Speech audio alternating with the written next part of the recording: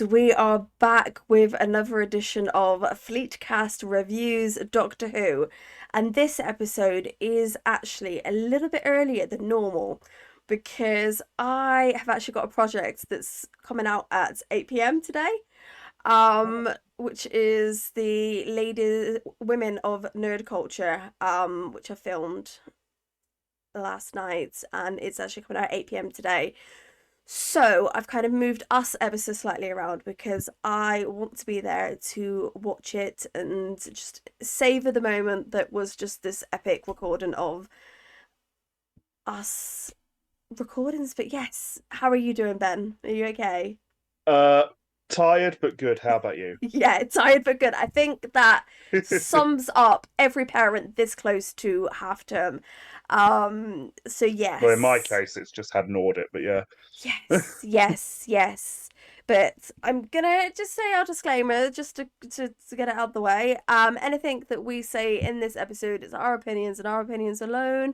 We do not represent Obsidian Fleet. We do not represent Joint Fleet Command. We don't represent anyone other than our own two nerdy selves. We can all agree to disagree, and if you want to comment, you can say it in the comments below. You can come on the Discord, you can comment on any of our posts on Facebook, but we won't be told our opinions are not our own or do not represent a worldview because we've never said they are. They are literally our opinions, so do not be a dick. Plain and simple. Rule number one is don't be a dick. But yes, Unless your name's Ben, because it's kind of my default setting. But no, not even Ben gets to be a dick because I will just mute him and remove him. We do not do that. I'm Yes. sorry, I wanted to see your reaction. Yes, we do not do that. You know better. But yes, we are back with reviewing the newest season of Doctor Who. And yes, we were a little bit salty last time because we were annoyed that it was being released on Disney first. But I'm still a bit hacked off about that, to be fair. whilst I am hacked off that Disney did that to us because it's a British program and it should be on British TV first. Yeah, I did not mind that I got two episodes. that I liked. I did not mind that at all that I got two episodes whatsoever. I very much enjoyed the two episodes that we got. Hmm.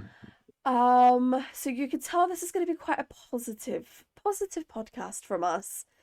I don't like how people are twisting the fact that the viewing numbers were not as high on the actual live broadcast. So, uh, this is the problem with anything where they release it streaming. The Mm-hmm. viewing figures always end up drastically skewed because different sites have different ways of calculating. Is Yep. it if it's just clicked into, does that count as view, or does it have to be right to the end? Because Yes. of course, 99% of people, myself included, will, if I'm watching on iPlayer, the second it gets to the credits, Yep. next episode, and Yes. then half the time it won't count it. Yes. But the viewers that I've seen, the view sort of figures are the ones that were on the live broadcast from So, BBC. so I saw one, I think it was yesterday, which to be fair, they were low. Yes. Um, the first 7 days were, I think, 3.9 million. That's better than the figures that I saw. I saw the figures as 2.9. Yeah, it might have been 3.7, 3 point high number, Yeah. but like, yes, that is lower than they've had historically. But there's 2 points to remember here. Point number one, as I say, basically, anytime you're talking about streaming viewing figures, it does become a matter of how are they calculating Yeah. this. And the BBC actually has, so with the BBC, it wouldn't surprise me if they go for the you have to watch right to the end Yeah. because of the fact that, frankly, they don't need any money from anywhere. They don't get it from ad revenue No. because of the fact they are literally funded by the TV licensing. Yeah. So it wouldn't surprise me if their algorithm calculates it off of that. Which wouldn't surprise me, and I think that's a slightly fairer Hmm. way of calculating it.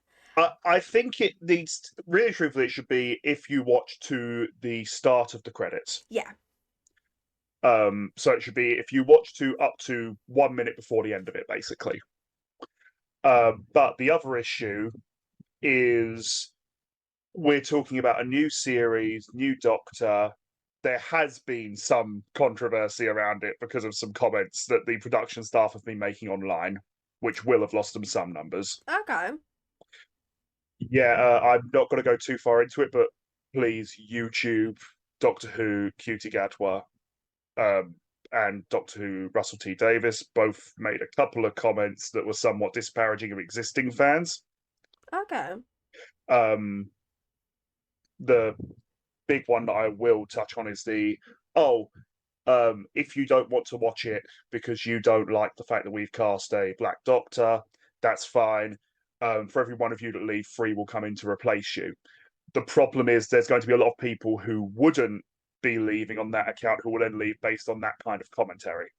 See, I actually agree with that commentary because it's not a bad place to be. Yeah. But times change, Yeah. and I do think that Doctor Who has one of the most toxic fandoms. Um, Doctor Who sometimes beats Star Trek. to be fair, Which, it beats Star Trek most of the time because of which how long it's been running. yeah. You know, it was very toxic over Jodie Whittaker. It was very toxic over Newt. What's his name? The new Doctor. I can never. Ncuti Gatwa. Yes, him. You know, they were. Peter Capaldi. Because the I number of people online who were just going, "Oh, the Doctor's not young and pretty anymore." The Doctor doesn't have to be young and pretty. Go back and see. watch the classic series. I don't remember those comments on Peter Capaldi, but obviously I'm not saying that didn't happen, but I don't remember that toxicity towards him. But I think it's very much like Star Trek that every series is going to have It's haters. these gatekeepers and these people wanting it to still be, you know, Hartnett and back in the 60s. That is not going to happen. Televisions need to change with the times, and I think this Doctor is possibly my favorite since Matt Smith from the 3 episodes that I've seen because he is charming. He plays the last of the Time Lords in a way that Eccleston did. See, But he does it in not quite a dark way. He's very much light of the world, and I very much like this Doctor. I didn't think I would because I thought Disney were going to change the essence of the program too much, but these 3 episodes that we've seen so far, and obviously we're only reviewing the first one, Space Babies. I'm very much enjoying it. I'm enjoying this ride. yeah, I mean, I'm enjoying it. I have had a few instances where I've been watching it and just thinking the Doctor, mate, stop trying to be David Tennant. See, I'm not seeing any. I'm not seeing the David Tennant. I'm seeing more Matt Smith and Eccleston. The problem is I'm seeing a lot of early Matt Smith, which was Matt Smith doing David Mm. Tennant. I'm not seeing it. He's very much his own Doctor. He's very much a different Doctor. And yes, there are essences of previous Doctors, but it's not his full personality, which I am absolutely loving. But yes, Yeah. shall we get into this episode? Yes, And because otherwise this has got to turn to a psychoanalysis of the new Doctor. yes. So what I actually really liked about this episode as we go in is it actually doesn't take away anything from previous seasons, but you could just start watching this episode from here and you wouldn't have any issues with catching up on anything. And that is what I really, really, really enjoyed about the first couple of minutes of this episode. Yeah, this episode basically did what I think Chris Chibnall was trying to do at the start of Jodie Whittaker's run, and Yes. fell flat because of the fact that, as I've mentioned in previous videos, he basically went for I want to make it easily accessible. while Yeah. sticking two fingers up to the fans. See, I don't see this as sticking two fingers up to the Oh no, that's what I'm fans. saying. This time round, this one he hasn't done that. Yeah. So I'm saying he's basically done what Chris Chibnall seems to be trying to do, but he's done it a little bit better. Yes, but I think Chris Chibnall, he's always had issues with doing things like that. It's not anything new, but we straight away start with us jumping in to where we left the season. Ruby is on the street. She's staring at the TARDIS, and she kind of goes into the TARDIS, and we get this absolutely amazing scene where we see the inside of the TARDIS, and I actually think this is probably one of my favourite moments of the series. I know it's obviously a reflection of what we saw right at the end, with obviously the Doctor standing up on the platform, but this scene is just so well done, and it kind of gives you literally, it's a whirlwind stop of the Doctor's past, but the point when he says that the adopted child is the only last one remaining, you could see the heartbreak on the Doctor's face. Though he tried to play it off as, it didn't matter, or he's well adjusted, but you could see that he's like playing with his ring, and he's leaning over, and I was just like, that is just so beautifully done. I don't know about you. What did you think of that scene, like in the TARDIS when they were obviously talking back and forth? So I quite enjoyed it. I did think the Ncuti Gatwa did, as you say, a good job with it. Yeah. Also, in regards to the bit about trying to seem well adjusted, the Doctor's whole character has always been about he is incredibly maladjusted. Yes, but this point, but he's obviously trying to he's trying to pretend. Yeah, he's given over this persona that he is very much well adjusted.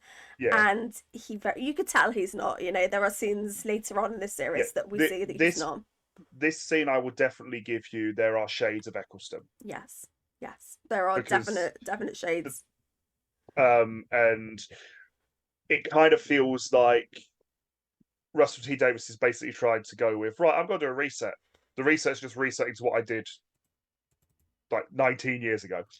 Yeah, I'm not gonna lie. I did feel the reset, but then obviously we then have them go into the past where he's trying to show off off.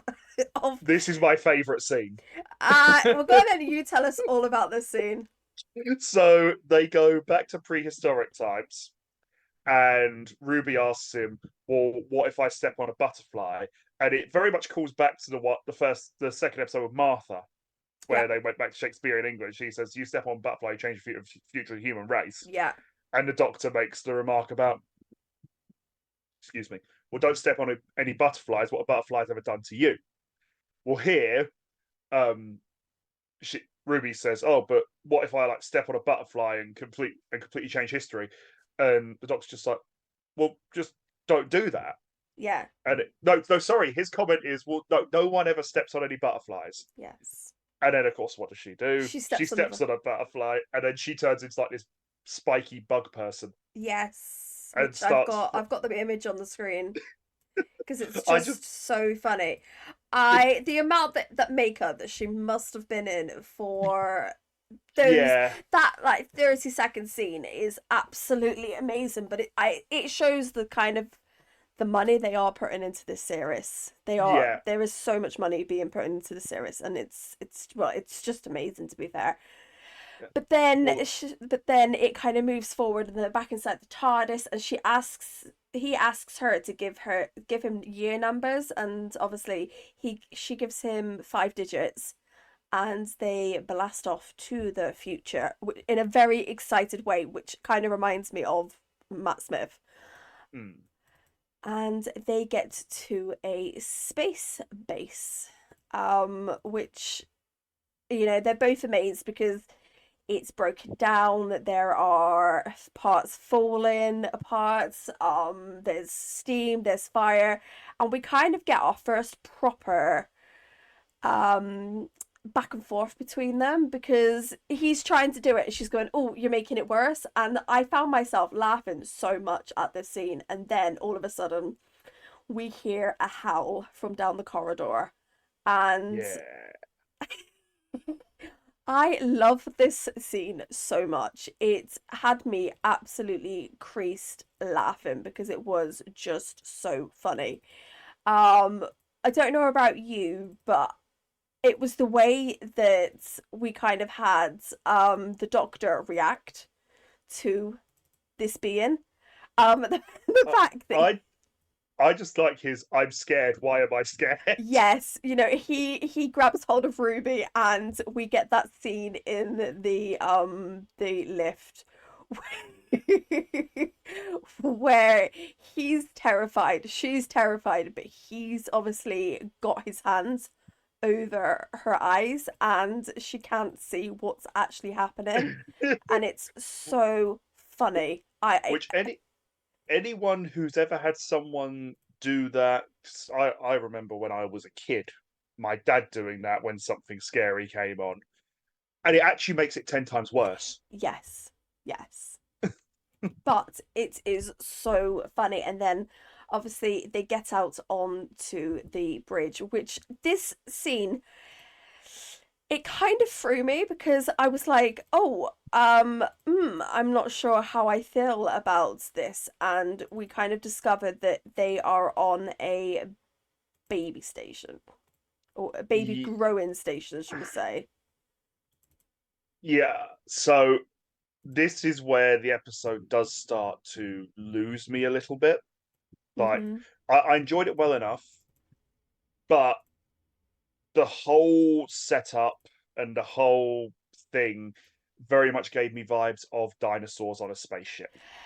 The vibes I kind of actually got was the episode of Voyager where we are in the child maturation chamber. Um Obviously for people that are watching, I've put the images on the screen of when we kind of see the baby growing chambers. And I was a Mm. bit like, oh, this is like that Voyager episode where we get the Borg baby and then obviously we don't see the Borg baby ever again. Well, Um yeah, why would we? Like, yeah. it's fine. It goes off somewhere, and nothing bad ever comes from the Borg. Yeah. But yeah, so we kind of get we get this scene, but then we kind of get the really beautiful scene of why they're really there and you know, Ruby getting to see life out in the universe and you can just see the joy on Ruby's face and Elsa the doctor's because he's getting to share that piece of the universe Mm. again and obviously they've forgotten all about the monster below. And then they get to meet the babies, the space babies. And this is where that dinosaurs on a spaceship bit comes in for me. I'm just like, no, great, you've lost me. Okay, so what do you mean? Like, So it's one of those things where, because first of all, CGI babies talking never seems to work for me.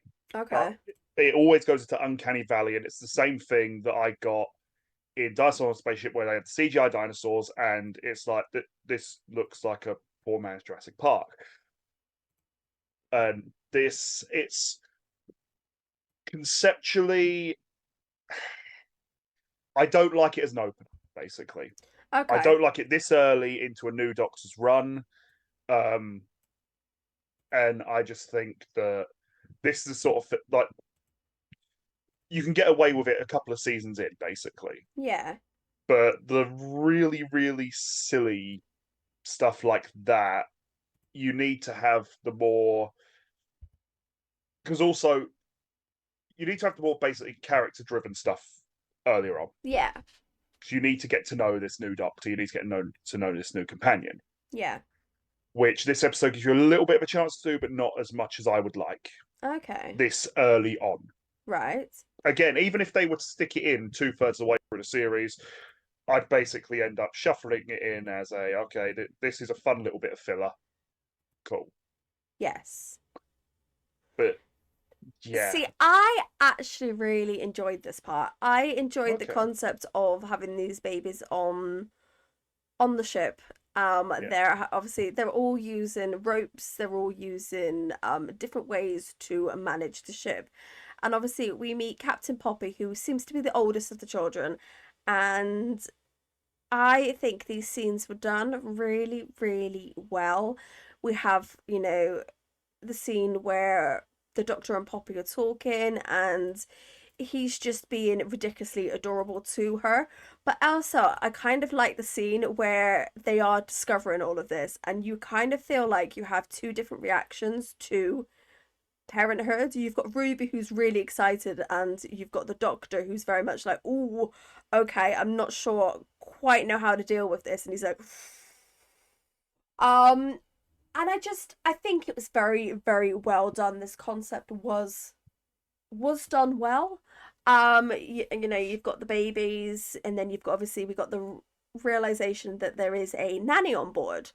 We've got the computer voice, and we've got obviously the blowing of the noses, which is adorable. Even though it's gross, it is adorable how this nanny has gone around trying to keep all the children well cared for. All of this, and I think it was just so well done. I get it could probably have been done later on. Hmm. But for visually, for how this scene was played out, and then obviously we get to see the base. We kind of find out more about it all. We find out that basically the nanny on board isn't a computer program, and this part with the Doctor realizing and putting on a headset where Hmm. it's going, please go to this room, please go to this room, and then it goes, go to that room now, and the Doctor's like, oh, there's someone else on board, and it's just so well done. And then we get the fantastic actress that is Golda playing Jocelyn, and oh, they could not have chosen a better actress for this role. I do not think at all. Yeah, I mean, to be fair, she was very, very good in this. Yes. But yeah, I can't say a bad word on that. Yeah. I don't think they could have chosen a better actress for this role of nanny. Um she's very much she wants to look after the children. She doesn't want them to be, to be scared, and she's got it into her head that while the rest of the crew left, she didn't leave. Hmm. And we kind of get the scene where we see the personal logs of all these crew members. And I kind of very much got Star Trek vibes from this episode twice with the uniforms, Okay. and then the fact they mentioned Star Trek. I liked that. Yes. And I just remember seeing the comment on the Discord about, oh, that would be a really good crossover. It's like, yeah, we had that in a comic a few years back. Yes. It's Yes. right, spoiler alert for a comic that is about 10 years old at this point. They did a team up with Star Trek Next Generation and Matt Smith's Doctor. It was amazing. Had them fight Borg and Cybermen, which, let's face it, great combo because of the fact that the Borg are basically the Cybermen. And Yes. it's just so much fun. I haven't seen it, but I've seen other people's reactions to it, and it does look really good. And then obviously we find out that the monster below is Boogeyman. Jocelyn's telling them the story of what actually happened and the fact that the money ran out. So the crew abandoned the base, and she couldn't leave the babies behind. And 6 years ago, there was issues with the classroom equipment or the classroom technology, and Hmm. these babies were born. Um, but then we kind of see that one of the babies has decided he is going to be brave, and he has gone off to try and But the Boogeyman. the boogeyman. He's gone off to fight the boogeyman, which freaks out everybody involved. So the Doctor, with the wrong type of tool, goes chasing after Ruby, who is going down to the bowels of the ship to figure out what is going on. And I can't, obviously I've watched this episode. I can't quite place whether we get the scene with the snow before this or after this. Uh, I can't remember. But we kind of get the scene where the Ruby and the Doctor kind of go back and forth, and we get Snow appearing as if it's Yeah. like it's been bought out of a memory, which brings up so many questions. So many questions. I Which, suspect the I suspect this has got to be answered in episode 7. yes, I suspect so, seeing by the title of that episode. But Yeah. yes, I have so many questions from the fact that she makes it snow. Um, and obviously, I'll have more questions when we discuss in the next episode because that episode brings up more questions for me. But yes, we have the Doctor and Ruby going down into the bowels of the ship to find the lost little boy, whose name I've forgotten, which one is it? Eric. Eric summons the courage to go face the bogeyman, and Well, of course he's a pain. He's called Eric. For yes. references, see Power Rangers Time Force. But yes, so Eric goes to fight the boogeyman, and we get the really, really great scene of Ruby. She's like, okay, so how do I make enough noise to distract this baby? And she does this power move, which reminds me so much of oh, the character that Margaret Rose Robbins plays, Harley Quinn. Harley Quinn, where she grabs up that pipe and she starts slamming it against the pipes to distract the boogeyman, and obviously they find the baby. Um, and the other babies come to their rescue, and then obviously the space babies go back to the bridge. And You good? And you're gone again. Nope, you're back. I've lost you again. Oh dear. Oh no. Poor Ben. He's not having much luck with his internet connection today. Hang on.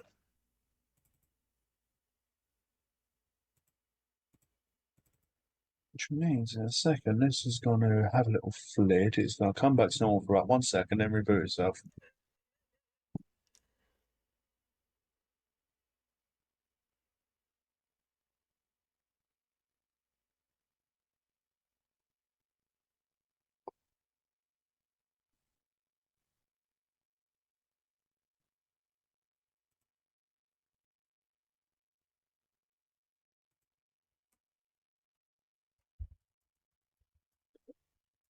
Bandwidth shouldn't be.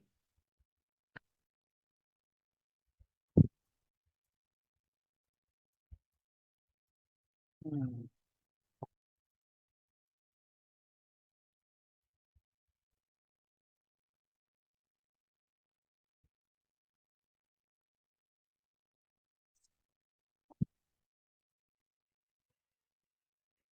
Oh, the poor confusion on Ben's face. Yeah, this is my thinky face. This is I'm definitely thinking of it. This is quite funny for a thinky face. No, this isn't a make you think face. This is me thinky Yeah, face. no. And it's hilarious. Yes, I make that face a lot at work. Yeah, I'm getting to see an image of Ben in work, and it's hilarious. Hmm. Yeah, fun enough, I employed a tactic from work. It's called you turn it off and back on. It works. Yeah, Works. Are we good? yeah. Sorry about that again. It's okay. It just means a lot of editing for me. If it happens again, I may throw my laptop across the room. Okay, No, well don't. No, don't let's do that. yeah, let's not do that. Is this your new one or your old one? So I'm not on the desk because it's the desktop I got. This is my laptop I had before. To be fair, it's only a couple years old and it still runs just fine. It's just a case of it wasn't great for games and stuff. Mm-hmm. So Okay, so getting back after our technical difficulties. So we are in the bowels of the ship. The Doctor and Ruby are going to investigate, and we get this amazing scene. And the visuals, seriously, the visuals on this episode are just mind blowing. I am loving every second of the visuals that we get.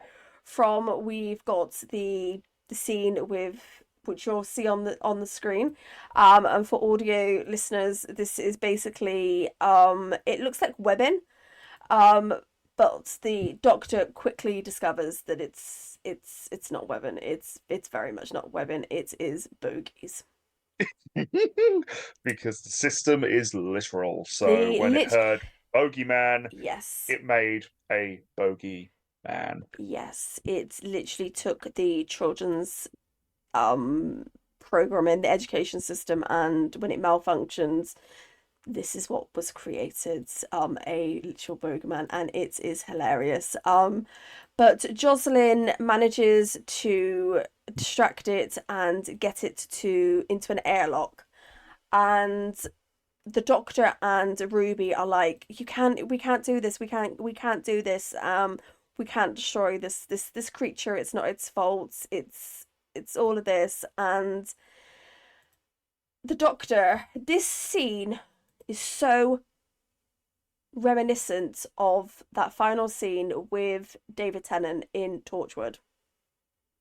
When you've got Rose, well, it's not, obviously it's David Tennant, and you've got I Billy got really Piper. thrown because you said David Tennant in Torchwood. I was like, Yes. the Doctor never turned up in Torchwood. In Yeah, London, Torchwood London, with yeah, the scene with the what are they called, the levers. mag clamps. Yes, and See, the levers. It reminded me so much of this, where the see, Doctor is willing to risk his life to save this other creature. see. It reminded me of the end of Flesh and Stone, where they're on the spaceship and you got the crack with the weeping angels, and the Doctor turns off the gravity. Yeah, to be fair, I But think either or it works. could have reminded us of any of these scenes. But you've got Mm. very much Jocelyn, who is in charge. She's very much like, no, I need to protect my babies, and the Doctor's like, no, no, no, this creature is one of your babies. This was created at the bottom of the program, while the space babies were made at the top of the program, and it's so well done. And you've got Ruby giving her a hug and telling her it's okay, you can protect them all. And it's just so sweet how this episode ends, um with them using how they're trying to work out how they're going to get these space babies and everyone to a refugee planet. And I do not think I've seen a better ending of an episode like this ever before, because This part I will give it the win for. it is so brilliant. It is, they use the methane from the nappies to get them. It literally ends. I can say it because of how you open it. It literally ends on a shit joke. Yeah, it does. It literally ends on a shit joke, which is just so brilliant. And obviously, we get an actual proper look at the bogeyman at this point, and he's howling like a little dog, and it's so funny. And the babies are howling too, and I really just love how it ends. And then obviously we go back to Earth, and they go back to Earth on Christmas Day. And The Doctor breaks the ceiling.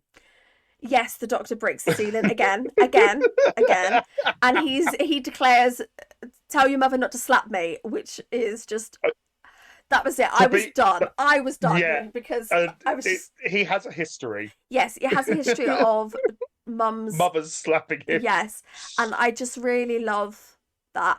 But then we get the final moment where he is scanning Ruby, because he's trying to work out what is going on, why everything around her seems to link in to parents, Yeah. children losing their parents, why she's lost her parents. But obviously these scans reveal nothing. She's human. She's, It reminded me of what you kept getting in the first half of Series 6, where he's continually scanning Amy to determine whether or not she's pregnant, and it keeps going back and forth. yes, and this is very much, this scene actually reminds me very much of that. And I don't know if I'm excited or worried about what's gonna happen here. Hmm. And I think that can be more discussed in the next episode because we find out more. Hmm. But whilst I really enjoyed this episode, I kind of felt it was not a season opener, like you said. It didn't Hmm. feel like it was a season opener. If it had been maybe the second or third episode, I might have enjoyed it even more because some of the visualizations on it were absolutely amazing. Obviously, the bass were amazing. And we've got like images that you can see that the ship has been well used. We have images like you have like the paintings and stuff on the walls, and it's just so well done. But I think the placing of it was so poor. Yeah, I mean, because the thing is, you could easily tack that. So you could very easily tack that opening bit onto any episode we've had so far. Yes. Like, it's something you could put anywhere, Yeah. and the only bit that has to change is what date she gives. Yeah. It just yeah, it just felt a little bit off for a season opener. It didn't disappoint me because I Hey guys, when I was editing this, we discovered that we lost the sound for the last 7 minutes on my screen. So my score for this episode was 3 out of 5. I very much wasn't disappointed with this. I felt it was a very good episode. It showed off how amazing both the Doctor and Ruby was, but it just felt really, really strange where the placing was. You'll see Ben's score after this. But yeah, we lost the sound on me. It seems to be a glitch with OBS, the system that we use. So hopefully it won't happen again and it will be okay for next time. I'm giving it a 3 out of 5. I'm actually marking this one up ever so slightly because it is still very new Doctor, still very much getting used to things. Um, but yeah, it's a middle of the road score for me. So yeah, you've seen both our scores, which is 6 out of 10 for this first episode of Doctor Who, Series 1 or Series 15, depending on which route you want to take in the lore. But yes, it was a good episode. It was a run in the mill episode. Would it have been a season start? Possibly not, but it wasn't a bad episode. Next Saturday's episode is hopefully a live episode with me and Andy, reviewing the next episode of the animated series. And then hopefully, I think we should be getting back to normal plans with a Wednesday episode.